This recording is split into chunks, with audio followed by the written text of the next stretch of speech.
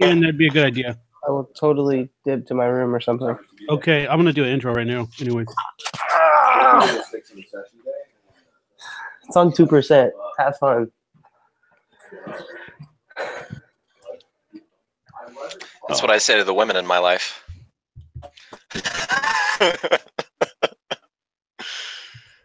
okay. Oh, you're low on your screen again, Alex. Who, me? Yeah. How about now? Yeah, you're good. It's hard. It's like I can barely see myself because I'm outside. It's hard out here on the anyways, what's happening, everybody? This is Mercury's Cast. I'm your host, Travis Montgomery. Today we have a new guest that we are excited to talk to and learn about. Seems to be a little bit of an outlier for his age group and especially what's going on a university campus right now. So excited to get to talk to him and learn about that. For me, I'm waiting for the AC units to arrive on my job, which have not yet arrived. So that kind of sucks. I love how the AC units took precedence over introducing me. Yeah, well, I got to give a little bit of an update on what's going on in my life. I mean, I'm here back at the house and waiting for these AC units to come. And other than that, I'm kind of just doing odd jobs here and there around the church campus. So with that said, Alex, what's new and exciting in your life, and tell me all about it. All right, cool. There we go. Him or me? Alexander. Okay. Well, my day has been fun. Just doing some prep for the move. Tomorrow, I will be driving from California to Nevada, and then in the weeks to come, I think a week after that, I will be driving out to Arkansas, a very remote area of Arkansas.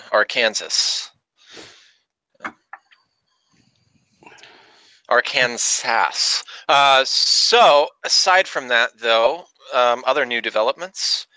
I am presently unemployed. Anyone want to hire me? Yeah. And then other developments, I'm looking into schools for welding. So that should be fun.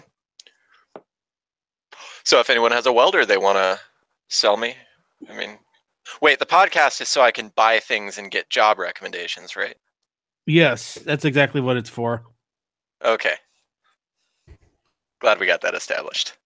What about our fantastic guest? What's new with you? Even though it's your first episode, everything's new. I live in the nation's capital. That's pretty new. Really? Yeah. What's CSUN exactly? CSUN is Cal State University, Northridge. Oh, Nice. That's over here in LA, though. Yeah. I'm doing an internship program in DC. I'm working on the Hill, so they kind of like subsidize the housing or whatever. Sweet. I really want to get to that, but let's go a little bit of a background. You're 21, right? Yes, sir. Right on. And so, what city are you actually from? Because I'm from like kind of the Long Beach area. Okay, I'm from Palmdale. Palmdale. Yeah. Wow. Right on. I was gonna say Northridge. That's a little preppy. Yeah. Not really. It's kind of trashy, I feel like. Yeah, there's not much of LA that is preppy at all. It's mostly just like preppy shit. I'd say in comparison though, like Northridge and like North Hollywood have that kind of hipster feel to them to me. Right, yeah. Every time I've been in that area, it's like we're looking poor because it's cool to look poor. I'll give you that. Okay. I'm not from California, so I get to be a snob about everything California.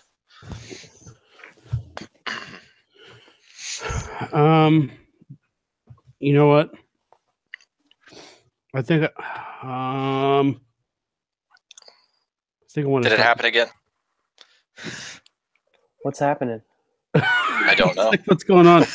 I don't think going live from my business page from the podcast page was a good idea. I think we need to go live from my page. That would probably be a good idea. It was my wife's idea to go go live on the Mercury's Cast page. Yeah, but there's like I don't have anybody on there, and they're not going to get the notification. So let me end this one. Actually, my girlfriend should get the notification. I liked no the page on hers. There's no one on, and we would have gotten something from the other one. Right. So let me just back Oh, up. well. Biggity rewind. I'll just do another quick intro and we'll act like nothing ever happened. All right. Are you good with that? Thanks for holding on with this. Yeah, no problem. Thanks for letting me figure this out. The whole connection thing. Believe it or not, every episode takes about 20 minutes to figure out how to get What's people that connection connected. going So on? I can believe we're used to it. We're used to it. Back in my day, podcasts only took a year to broadcast. See, it's funny for me because it's rare that we get a guest younger than me. So Yeah. How old are you? I am 24. Nice. That's not too old. But my mom still says I'm her shining little boy. Oh yes, my mom. And I'm 34. Which means you're old. Yeah, I'm old. Right. I think that's why you like to keep the guest age group. Makes me feel young again. Yeah, I was gonna say that. No, I'll tell you why I spotted you out and why I okay. Do you want to do the intro first and then we'll do that? Yeah, let's do oh, that's not gonna work. Wait a second. Oh, here we go. Now here we are. Welcome to Mercury's Cast. I'm your host, Travis Montgomery. Today we are joined by regular-ish co-host Alexander, and we have a new guest that I am anxious to bring to you guys, and let's dive into him. But Alex, what's going on with you right now? Not too much going on my side. I'm just waiting for the AC units to get there on my job so we can continue banging this baby out. But how are you doing? Got a 1-day road trip ahead of me and then another 2.5 to 3-day road trip ahead of me. Moving from sunny California, although it did snow in Sacramento yesterday, so I don't know about sunny anymore. Wasn't that weird? Yeah, it's been It hailed here. I heard it. I got hit in the head yesterday with hail. Yeah. I was getting hit in the head with hail. So what in the hell was that all about? right. Showing your age there. So I'll be moving to where it snows frequently in the winter, though. So that'll be nice. Back to my roots. Yeah. You get around for more anyone, than freaking Metro PCS. Let me tell you what. Damn Skippy, I do. For anyone that doesn't know, I'm an Ohio native. So interesting living in California and watching everyone go insane over hail when we get golf balls sized hail. Yeah. Right on. Yeah. Let's bring on our next guest, Mr. Jordan Dixon Hamilton. How are you feeling on this lovely Monday evening? How cold is it over there in our nation's capital? I'm feeling great. It's not too cold. It's been like a warm week. Warm for me now is like 45 to 50 degrees. Okay, so as it should be. We've learned that you're from Palmdale, and how'd you get started in this? Let's just dive into why you're in Washington DC right now as a prerequisite to the rest of the conversation. How did you get the gig to be on an intern? Because I saw you with some with some White House clearance or something, and tell me about how you got the gig and what were you doing at the damn White House? I interned. CSUN has this beautiful opportunity. They send students to DC, so I found an internship. So I'm interning on the Hill. I was just at the White House last week for a tour, but it made for some really great photos. Yes, I saw that. And the tour is really boring because they only give you a tour of the East Wing and nothing important goes down in the East Wing. So I recall seeing that TV show. It was the offshoot of the West Wing, except all they did was give tours to interns. It was great. I love that show. Sounds about right. So what did you feel like? Any certain type of feelings walking into the White House? Did it have any kind of effect on you, or what kind of did it bring out any kind of emotion? Not really, because I was going through all the security before. I'd say I felt a lot more emotion when I walked into the Capitol, into the rotunda. That's a beautiful sight. Oh wow. Okay. So you're interning. What kind of a job could you be interning for that you that you get, clearance to go into the White House and stuff like that? Well, that was just I'm interning for my member of Congress, and the members every month they get like special member passes for White House tours. Okay, so what member of Congress is it? A Democratic Congress or is it a Republican? He is a Republican. Because I saw you with the MAGA hat on, so that would be kind of weird. No, yeah, I don't want to say his name just because the people in the office are like really anal about being online, but yeah, no, that's fine. No, yeah, he's for sure Republican. Okay, how do you? Are you Republican? Oh wait, sorry. Yeah, for the most part. Interesting. Well, I identify as a Republican. I identify as a lot of things as well. that would probably make you kind of ostracized from maybe I'd say your friends or a lot of people in your age group or maybe people that you grew up with. Do you get flack from that? Yeah, I do. I catch a lot of flack. Like during election season, I lost like friends and followers online. Like a lot. It was pretty bad. Yeah, so did I. Even like lifelong friends where, I thought we could have disagreements about certain stuff, and apparently I was wrong about that. I actually, if you don't mind, I lost one of my closest friends I've ever made. I don't make friends easy. I'm a hard person to put up with. I lost one of my closest friends, and the kicker is, I wasn't a Trump supporter. Okay. My issue with him was that I didn't critique him enough. Seriously? I kid you not. Yeah. So during the entire election, I was just, I'm a registered libertarian, but I don't vote anymore. Okay. That's so I was thing. I kind of. You need long to story. Pull the party line, asshole. So I actually voted for Gary Johnson when he was running against Obama. I did not vote for him this last election. Right. But I was just playing the fact checker, when I'd see a news headline that I thought was particularly fishy or I didn't like my biggest argument is arguing that Trump is not a racist. Instead, he's a xenophobe.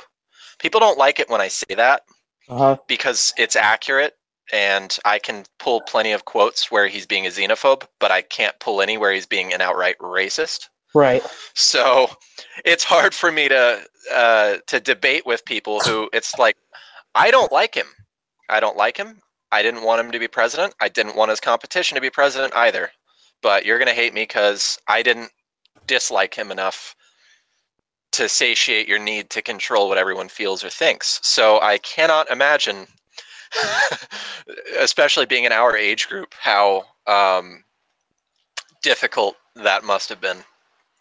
No, yeah, it was pretty tough, but I just shrug it off. I feel like if you can't be friends with me and disagree, like we don't really need to be friends. Hey now, pretty wise words. I feel for that because that's kind of how I've treated it. Hey Jordan, when did you turn 21? In January. Oh wow, you're fresh. Have you gone to Vegas? 21-year-old. I am fresh. No, I have not gone to Vegas because right after I turned 21, I moved out here to DC. Oh well, just a heads up.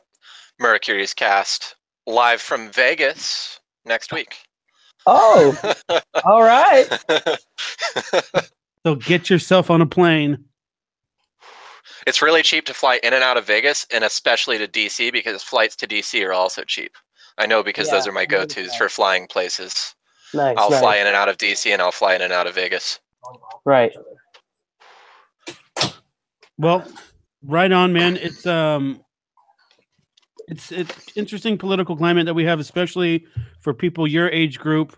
What makes you different than just following the same patterns that people fall into? Say what Alexander was just talking about, where people hear these crazy headlines and they don't do any kind of vetting and they just go along with it. So was it something like that? Maybe you look more into it, or you're just like, I don't agree with these people, or what makes you so different? Because you'd have to say about 80% of the people in your age group are super progressives. Oh yeah.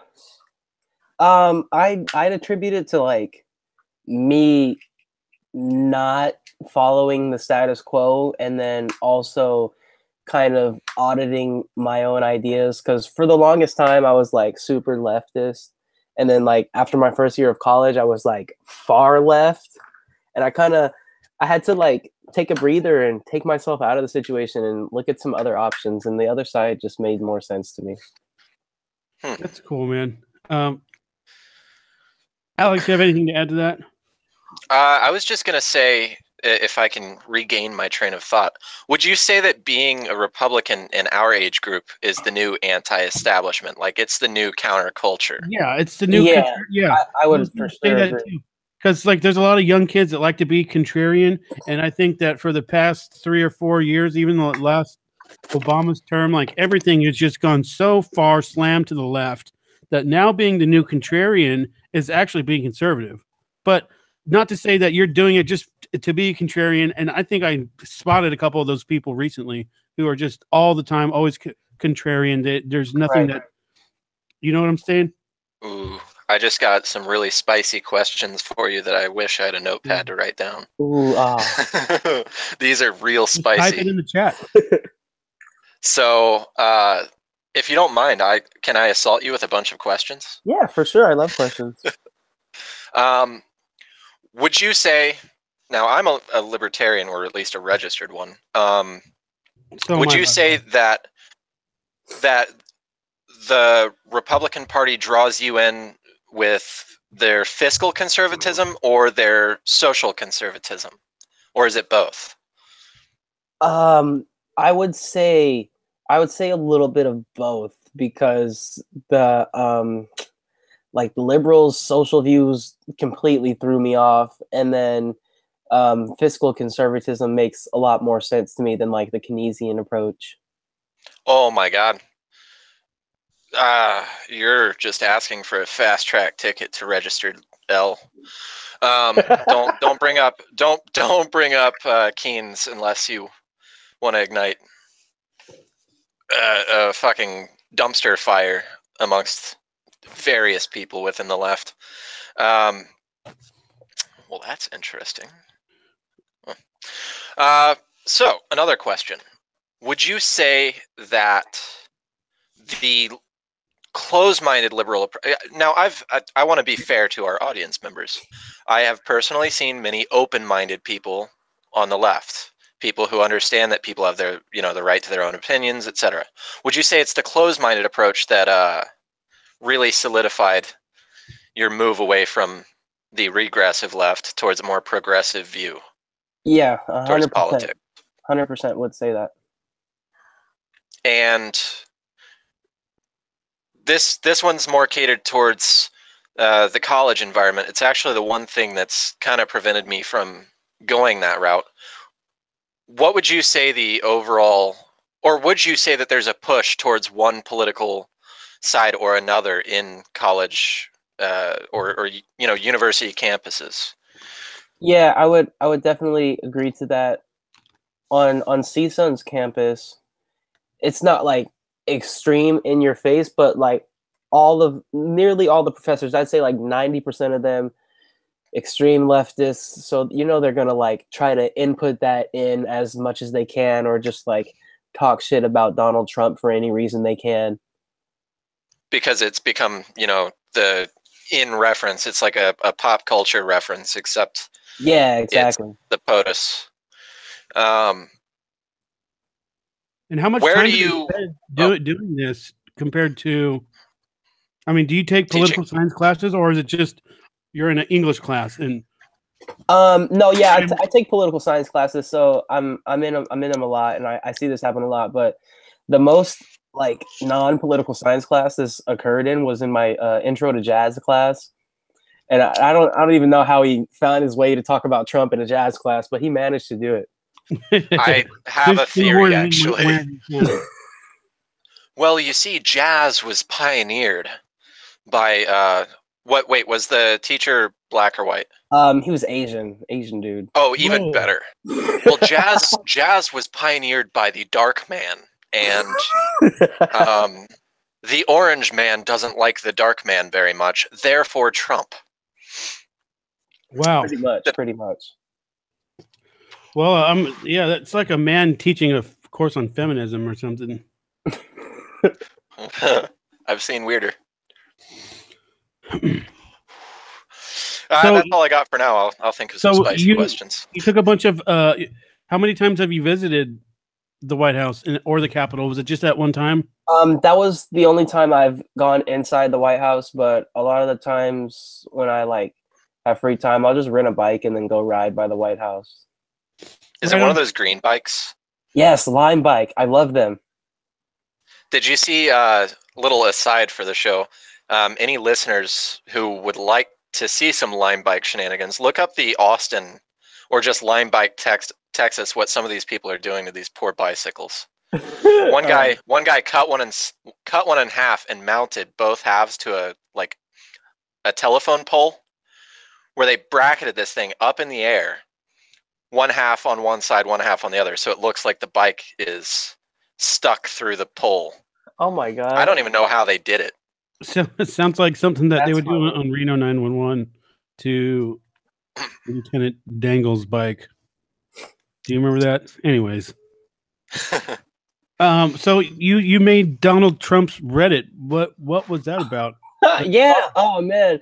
So I went to CPAC this past weekend, and I'm just walking around. This is like day 3, and the previous day I had bought the MAGA headband because I had been searching down that one for like months, and when I saw they had it on sale, I had to buy it. So I bought it, wore it the next day. This guy approaches me. He's like, "Hey, my name's Charlie. I work for Breitbart. Can I take a photo of your headband?" And I'm like, "Sure, okay." And I didn't know he was gonna like take an actual picture of me, so I was kind of like a little off. I did like a half smile because I thought he was only gonna take like a picture of the headband, but my face was in it, as we know. And I saw that he tweeted it. That was pretty cool. And then I saw it was doing like all these retweets, all these likes, and then I found out that Breitbart News had retweeted it. And then Really? yeah, that was pretty cool. So I think somebody from the Reddit saw that on Breitbart's feed. Yeah, I could bring that up for the Facebook listeners. So I want to point out for our audience members that we on Mercury's cast are not colorblind. Well, you are a person of color. And then, This next question is catered towards that because it's the elephant in the room as far as being conservative and not white. right. But you're still a male, so there's plenty of reason to hate you. I got a little privilege in there. Yeah. So, would you say that in the various communities of people, have you been called a traitor? Like, has your race come into question? Have you ever when been it comes called to an Uncle political? Tom? Oh yeah, Yeah, Uncle Tom, coon, race traitor. It's I've seen it all. So do you have thick skin, or does that make you angry and like you want to fight somebody, or is it just like, hey man, whatever? It like really pissed me off when I was like 9 and people would call me a white boy just for like talking the way I would talk, but I don't really care at this point. I'm more trying to get this one out.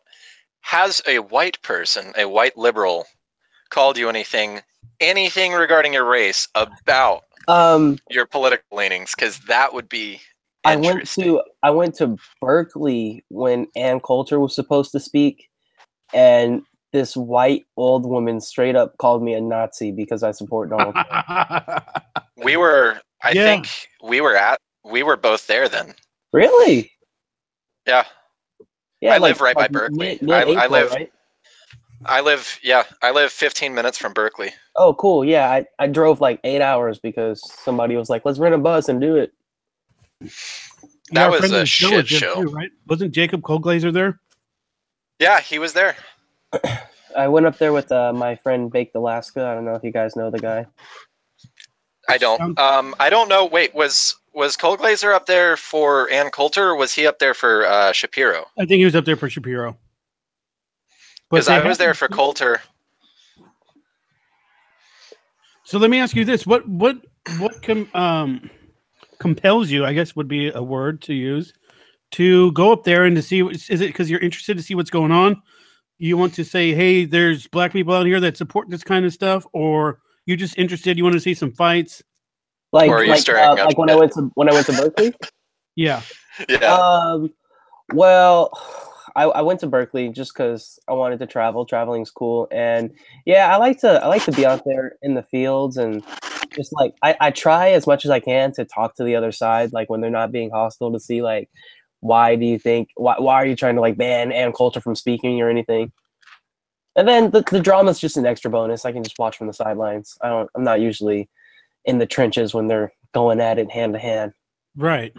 And which brings me to a point that I have written down to ask you about because, I'm a registered libertarian. I have my quarrels with the president, especially the way he talks and what he says. Policy wise, I'm like kind of split. Right. But so I can answer the question of, what do you don't like about the president? And I think it's funny to ask someone who is against the president, and what policy don't you like? They usually don't have an answer. And then what other than his image in the social media don't you like? Other than the image that is presented in the media, what don't you like about him? And if you can give me a policy, something that you disagree with, he said this, he said that, that is actually true, then I will warrant you some kind of merit. But what I see is a lot of vague replies, a lot of stuff that doesn't actually mean anything in the real world. And it's just like, I have this natural tendency for once the media starts pushing really hard in one direction, I just go super hard the other direction because I don't really trust the media all that well, all that much. So do you have anything to add to that? Do you get caught in these conversations where people are just talking about just headline clickbait bullshit and they don't really know what they're talking about? Yeah, I feel like that happens a lot. Like I'll talk to one of my friends or even my family. I'm like, have you actually like listened to what he said rather than like reading past the headline or an opinion piece? And they'll straight up say like, nah, I didn't because I don't care. Like I remember when I saw Trump at CPAC, I called my grandpa and I was like, hey, I saw Trump. You should watch the speech. And he was like, he lied. And I was like, did you even listen to the speech? So if you're allowed to, do you have any critiques of Trump's policy presentation, anything that you're allowed to say? Because I like hearing these comparisons because, as Travis said, I do notice that when you ask someone who actually supports him, it's a lot more educated than when you ask someone who opposes him. I've had a few times where I found like a unicorn and they're actually able to give me some legitimate policy critique. But do you have any critique? Anything you think he could do better? Policy issues? Anything? How about not be so freaking racist? How about that for starters? Okay. Yeah. Not be so racist. Xenophobe. Xenophobia. Same thing. It's all the same. I'm sorry. Go ahead. I feel like his foreign policy, it's kind of like the same foreign policy we've seen. I mean, nothing's been like too dramatic. Like I just remember like when he did the airstrikes in Syria, I didn't really like that because it was just like Obama, right? Yeah, exactly. No, except for Obama used drones, and well, what he did was he relinquished power to the military. Yeah, which I think that's a good thing. I feel like the military knows what they're doing. I would hope so. Yeah, I do agree. For Trump. Go ahead, Continue. No. I was just gonna say go ahead. For Trump, rather than critiques for him, I've got one thing I initially supported. I can't say I'm satisfied with anything he's done, but I did like his initial proposed tax plan. I don't like how it's been twisted and changed since his initial proposal. His smart and simple proposal that he initially stated, even during his run on the campaign trail, because I did actually watch his speeches. I didn't really think he was a television, reality show celebrity at that point. I'm like, this is a contender for president. I should probably watch his speeches. I liked his initial tax plan. That's it. What is it that you don't like about the current one? Yeah. The current one reduced some financial incentives for things that could actually stimulate the economy without a boom bust economy. So the home buyers incentives were nice for taxpayers because it gave back people who were buying their first houses, like people who are just buying a house and not selling one. It gave them a really good tax advantage because of how much they're paying in taxes just buying a home. I think that what he did when he removed that incentive, that wasn't removing a welfare incentive, that was removing an actual working economic stimulus. Right, I get you. Because that was one thing that I will say Obama did very well for recovering from the recession, which is encouraging people to actually own homes. Because even in our demographic, nobody owns homes. That's my next goal. I'm trying to buy a house. Great goals. People our age don't do that. We're Right. all renters, and people don't realize the fiscal advantage of buying a home. It gains equity. It's an excellent long-term investment, and that's one thing Obama did that was not, Keynesian. It was perfect. It was like, hey, buy a home, we'll steal less of your money. Good job. Right. Except the loans that were handed out were nowhere. Oh, I'm not talking about loans. I'm just talking about the tax incentives. There were tax incentives for buying a home. How do you buy a home? It's not about the loans. It wasn't about getting a loan, though. If you bought a home, even if you paid in cash, you got a tax incentive that year, an additional deductible from your taxes. I'll digress. I thought that was good, and I don't think it needed to be removed. What do you guys think about corporate tax cuts? Because there's some things going on. I'm for them. I for them, yeah. I got lit up in my own thread about corporate tax cuts. I can educate our viewers on one really cool factoid, especially if anyone listening is a Bernie supporter. You'll especially love this fun factoid.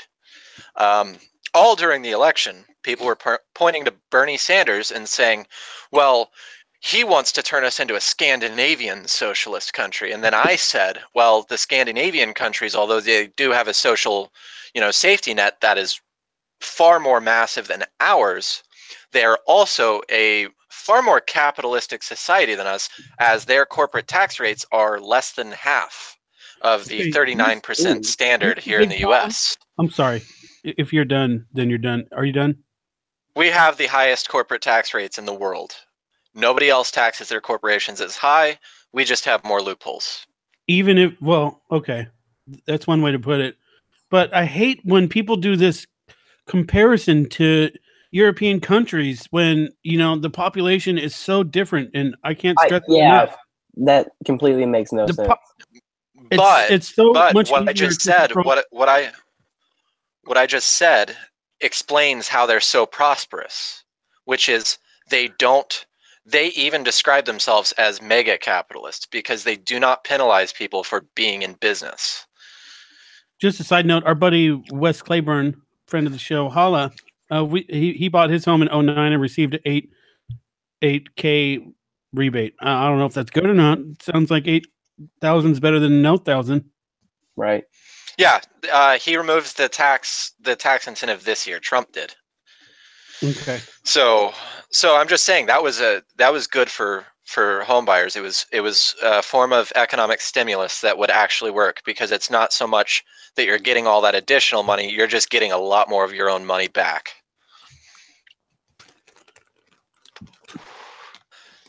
I don't like it when the government takes people's money. If anyone couldn't figure that out. I feel like people kind of justify corporate tax rate being so high by saying like, oh, they're just a corporation, but corporations are composed of individuals who own the company, and they shouldn't be penalized just because they have a corporation. Especially the employee-owned ones. People don't consider that there are companies out there that employees, regular people like you and I, own the company. And those people are hurt by the corporate taxes because that's less of a dividend that they'll receive. Yeah, exactly. They just think of these big corporations as some sort of autonomous ghosts that just run by themselves. They think Jeff Bezos they think these taxes are great for society, but then they question why people are paid so little.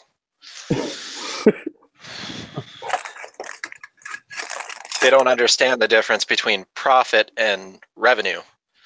Well, I heard that when the taxes went through, a bunch of people got Christmas bonuses and stuff like that. But then I also hear people online that are bitching about, well, where's my tax cut coming? I haven't seen anything yet. Well, you know, you may not be in the corporate tax bracket there, buddy. Sorry. But I guess there was supposed Well, to be... I tell people this. I saw a lot of bitching about, once again, for any of our viewers, I don't like our president. But I will say this about his tax plan. Under Trump's new tax plan, I'm only going to get $68 more this year. But you're getting more money. Right? Like, how can you do they that? don't understand that if you are in the lowest income bracket, you're not going to receive a lot more because you don't pay very much to begin with. Right. I remember the first time I crossed over the threshold from like low income to like low to middle income, like when my bracket switched, and I saw how much more money came out of my checks, how much more money Right. I did, or how much less money I got back each year from what I paid in. I paid in close to $5,000 last year, and I got back $600.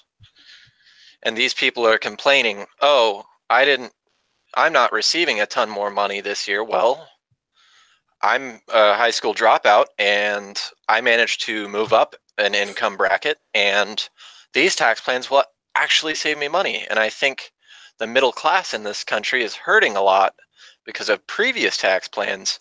So maybe instead of bitching about only getting $68 more back, which as far as I'm concerned, there's a lot you can do with $68. Right. You know, that's a couple handles. So, you know, instead of bitching about that, maybe be more proactive about pushing into the new bracket and experiencing more of a tax cut. I don't know. But I'll just be accused of pushing the pull yourself up by your bootstraps approach. How dare you say that? I know it's not that simple, but that's just an oversimplification of. That's like the principle. Pick it. You know, put your life together, people. A little bit of a can-do attitude, some hard work, and maybe a little education. You can get yourself a little more than $68 a year. Yeah, maybe. Ever so slightly more. I'm more pissed about current tax code that I was reading, but I digress. Is there anything you'd like to add to this? Well, I'd like for you to try and look at the camera when you're talking. That'd be great. But I mean, you don't have to. I'd like for it to be somewhere like right here. I mean, That's a great view. But I'm just, you know, I'm just throwing it out there. Can you see me now? I can see. Can you see me now? Good. Tupac, you can't see me. I'm Tupac. Oh, some people are gonna get that one, and some people aren't. California love. Jordan. So, Yeah. main issues facing this country. Now, I'll start with. I would say the national debt is pretty bad. Oh yeah. That's something that we would need to work on. So, Deficit. What say you? This is my dream world where we have ended the Federal Reserve. Oh, libertarian stance. Yeah, you might be more libertarian than you realize. I might. You're gonna be waving a porcupine flag next to you. But go ahead. Yeah, the Federal Reserve. So for anyone that doesn't know, well, the Federal Reserve is there. It's just not backed by anything solid anymore. It used to be backed by also a private gold. bank. And was it FDR that took that off? The gold. I believe so. I believe that was Nixon. No, it was before Nixon. FDR did it first. FDR did it first. Okay. Yeah. So now that our money's not backed by anything, they can just print and it has no like monetary value. They can just print, and they just throw money at any situation. They print money and they sell bonds, and people buy them like from China, which is kind of a concern. My buddy Sean likes to keep me in check because he's anti-fear mongering. He just doesn't worry about anything, but I'm not that far. Don't you worry about a thing. Hey, don't you bring up my Stevie Wonder. Don't you worry, child. See, I haven't got a plan for you. No, you cannot mix those two in together. That is blasphemy. One hand, you got Stevie You know Wonder. what else is blasphemy? And then you got Imagine Dragons. And then on the other, you've got... No, that is not Imagine Dragons. That's Imagine Dragons. I have no idea who sings it. That's Swedish House Mafia. Maybe the singer from Imagine Dragons, but it's Swedish House Mafia. Get your music right. Come on, man. It's not Stevie Wonder. That was our initial like click between us, Travis, and I feel hurt as a co-host that you just failed in Music 101. Come on, man. That was not Swedish House Mafia. Yes, it was. Anyway. No, the initial one, I was definitely making a Wonder reference, but I'm saying, like, the song he started singing was definitely Swedish House Mafia. All right. Well, we'll get it together at some point. Jay Hot. It's electro. At Sir Hottest on Twitter. Yep. I saw you posted terrorism is manufactured. Do you care to explain? Oh, I will. I'll go there.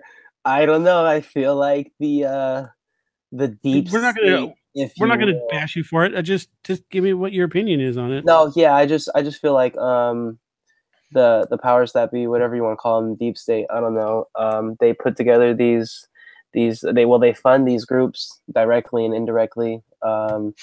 They prop them up, and then we have to fight them. Okay, so I'll catch anyone up for if this is a timestamp and anybody's listening to this a year later. There was a shooting at a Florida school 2 weeks ago where apparently 17 people were killed, but there's a lot of funny business surrounding it. Another one that just came out recently where the cops were told to stand down. Did you guys hear that? The cops were told to stand down because they didn't have a body armor. They didn't have the what's it called with the camera on your body cam. Body cam. So, okay, no, stand down because we need you to have a body cam before you go rushing in there to help dying children. So please stand down because we need that body cam footage. And also, I see you're not. Didn't someone step down? Someone needs to. And I think one of the deputies stepped down. I would hope so. And I would. The sheriff guy, Israel, said he's not going to go down. Huh. And I don't know if anyone's been watching the media, but the way they're portraying all this stuff is just hilarious. Like, it's a tragedy, but they're turning it into a comedy show. Yeah, I fully agree. I saw one today. A meme going around today of them comparing the muzzle velocity of a rifle versus a handgun. Oh, so they're 2,500 feet per second. Yeah, 2,500 feet per second versus 700 to 1,000 feet per second. Can you bring that down a little for me? Because I saw people like ridiculing it, but I don't have like the most knowledge on it. And some media characters don't know the difference between a shotgun and an AR-15, but yeah. So muzzle velocity, that's the speed at which the bullet is leaving the barrel. It slows down over a distance, but one can assume if we're just going by what the metrics they're saying, 2,500 feet per second, how far away are these shooters? How far are they expecting them to be? Because at 700 feet away, it would take a second for the 9mm bullet to hit the target. 1 second. Now I don't think handguns are even rated for, long distance shooting. So let's say this is close quarters, like, I don't know, being in a school. Let's say it's 200 feet away, tops. That's less than half a second. I'll use bigger numbers. I'll round up here. That's less than half a second between pulling that trigger and a bullet hitting something, 200 feet away. Right. With the rifle, that's a quarter of a second. I don't know if you guys can dodge bullets. I can't. Bro, I have the best cartwheels. Don't think I have that ability. Ever.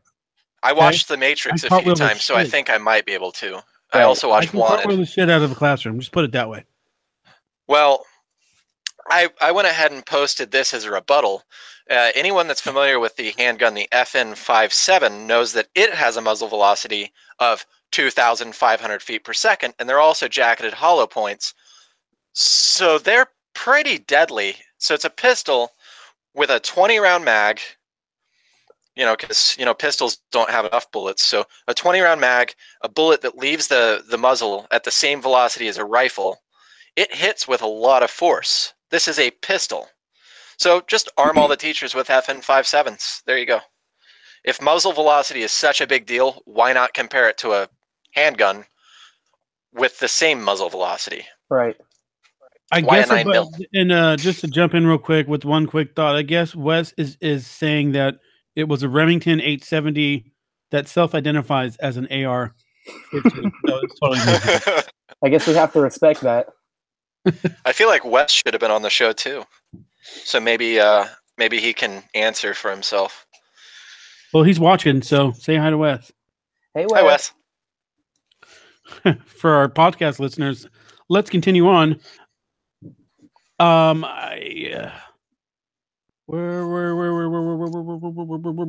to run for president? No. Let's go for this. Yeah.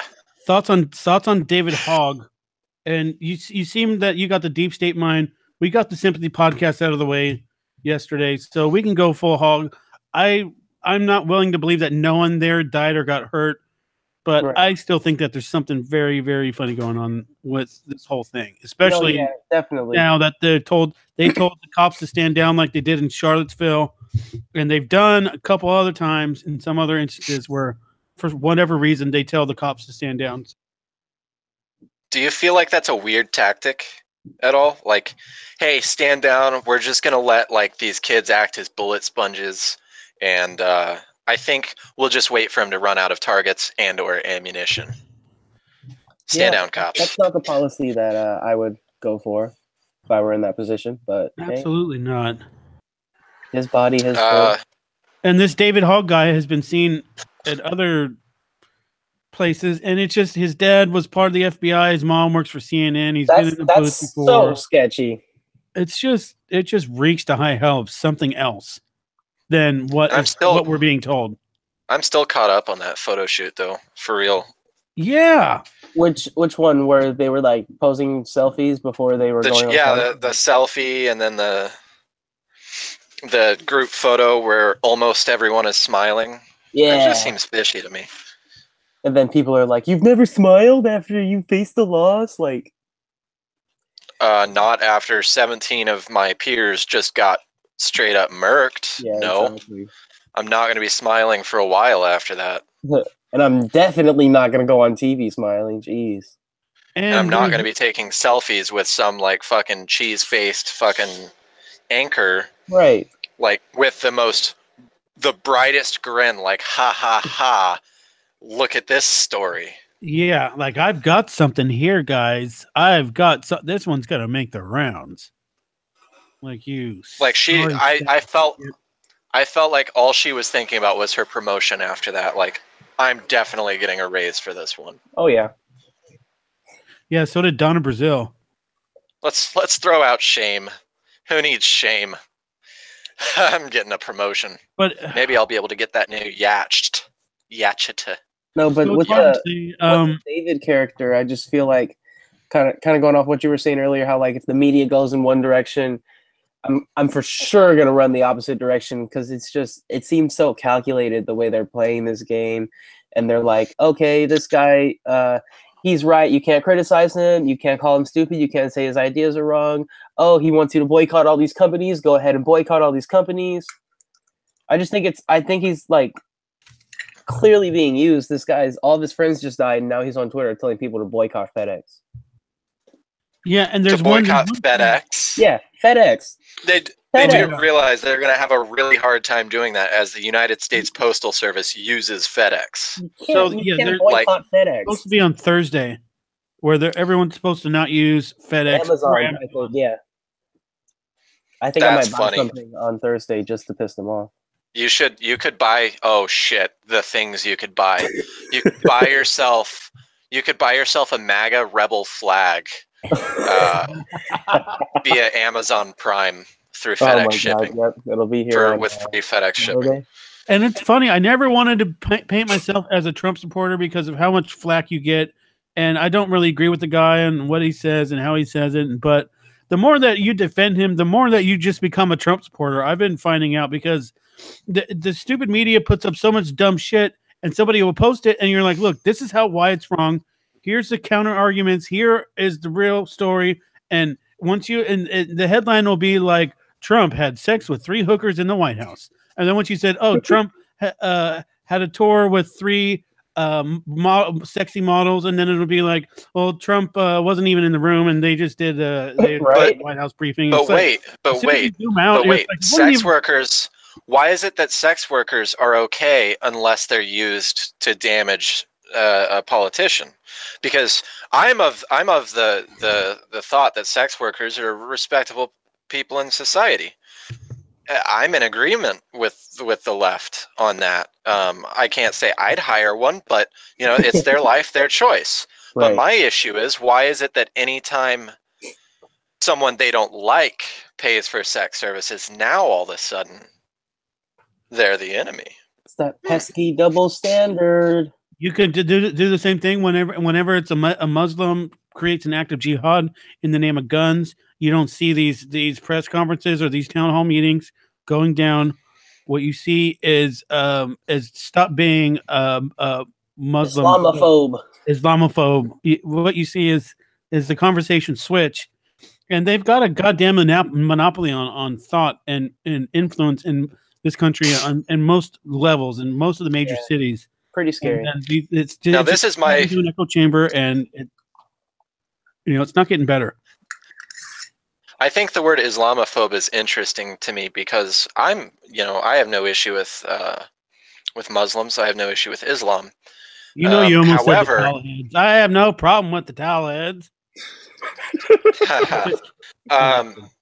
So I have no issue with that, but I don't understand how it can be called a phobia when it's an issue with an ideology or a religion.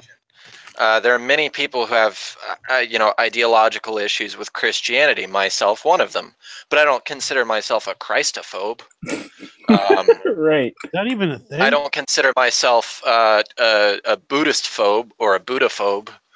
Or a Hindu phobe. I don't agree with the religious their religious prescriptions. It's not for me. But that doesn't mean, like, if I can't critique them, that's an issue, a core ideological issue of mine. If I can't critique someone's religion or their ideology, it's not because I'm phobic that I'm being prevented from critiquing the ideology. It's that's an act of control. That's wrong. That's restricting freedom of speech. I think the same people who defend this stuff are typically the ones that actively speak out about Christianity. I like to keep it consistent. I speak out about all this shit, but I do think that there is a very large and apparent double standard. Right. There's And I feel like you probably see a lot more of that. So to turn a monologue into a question, would you say that being you in your position with your experiences, your affiliations, and your ideologies, would you say that you find the double standard to happen commonly for you? I'd say so. I don't really partake in like religious discussions myself, but like when I'm watching them, like whether it be in class or like online, I kind of see it. Well, there's a difference between having a religious discussion about ideals and the influence it might have on people, and then there's a conversation that we have about dangerous ideologies. Like I don't envision somebody who's Mormon going into a crowded area with a backpack and exploding themselves up. I mean, what are the chances of that happening? What are the chances of they might try and sell underwear though? Right. Some temple underwear. You don't have, so from what I can see right now is that the Muslim religion is the only religion that calls for violence in the name of its ideology. That's happening right now. But I'm then they'll granted there was just the say Crusades. There's a lot of other wars. That's not real Islam. These are Or the they'll say, fake Muslims. what about the Old Testament? Yeah. Which has happened, but I'm talking about in the past 20 years, how many Christian suicide bombers have we seen, or Mormon? Well, or I said the Old Testament. So what about Jewish? Well, that's the Israel-Palestine argument. I don't know how that ties into it. It's not through ideology. That's the fight over land. But their fight over land is directly due to ideology because they believe they're entitled to that land because God told them so. Look, that shit is so fucked up. It's going to continue to be fucked up, and it's never going to change, in my opinion. That's a very positive outlook. It's just not until Iran gets a nuke and they're going to nuke Israel, and then Israel's going to it's going to turn into World War III. Then yeah, that's a positive outcome on how that situation's going to end. Okay, so I got an interesting pop culture segue for us. Just want to get this in while it's fresh in my mind. Has anyone here watched that Netflix series Altered Carbon? No, can't say that I've heard of it. So it's really good for one, and two, they flipped the Hollywood token character plug so well. So the character starts off as Japanese, but then he's reskinned as a straight white male. What? That sounds interesting. So in the first few seconds, I'm like, holy shit, people on both the left and the right are about to flip shit on this one. Well, everything's made out of carbon almost, right? Well, the idea is that these people can jump, or your consciousness is stored in a device in your neck, and when your body dies, you can just be transferred to a new you know what? Yeah, shell, Sean's watching that. It's not a documentary. So good. It's so good. It's so good. I jumped in the middle. I don't know what this has to do with dangerous religious ideologies, but because in the show, if you have religious coding, you cannot be transferred into a new body. When you die, you're dead. Even if you're murdered, they can't spin you back up in like a virtual reality and ask who killed you. And that's a dangerous ideology, in my opinion. You mentioned that because I watched an episode with Sean. I was kind of lost, but it did look really good. It's a really great show, and it's got a lot of really interesting social messages. And I will also say that for those of us that don't like one side of politics being shoved down our throats, it shoves a lot of different views down your throats. Yeah, fuckers. That's it cool. Says, you know what? You're going to get left and right on this. You're going to see the dangers of greed and capitalism, and you're also going to see the dangers of collectivism. And basically, it says, you know what? Fuck your ideologies. Watch the damn show. It's interesting. All right. So it looks like our man Jordan here is looking to make a president run in 2032. Vote for me. Vote for Jordan. One day, I don't know about 2032. That's just when I'll be 35. Hey, you know what? But I might do it. We need a young president. We need somebody who's not old as shit. But Obama was a young president. He was younger, but I'd love to just vote for a 35-year-old. So would I. Just because he's 35? Some people just wanted a president. Fuck policy. He could be like I'm running then. He could be a socialist. I'd vote for him. He's 35. I'll run against you. You know what? I want to vote for somebody who just plays World of Warcraft all day long and just let the government just do nothing. I want to vote for somebody who grew up with YouTube. I'd be happy with just a deadlock government for 80 years. See, it's funny you brought up YouTube because that's where our age gap becomes apparent. When did you first discover YouTube? Your YouTube joke again for you, Alexander. I became a YouTuber like 2008, 2009. So I was like 11 or 12. Nice. Do you have your own channel? I do. I had a lot of videos that are up there from like 8th and 9th grade that are unlisted because I'm afraid of them. I had to do that too. I had a video that had like 400,000 views on it, and I had to unlist it because I'm like, nah. You just probably pissed a bunch of people off, is what you did.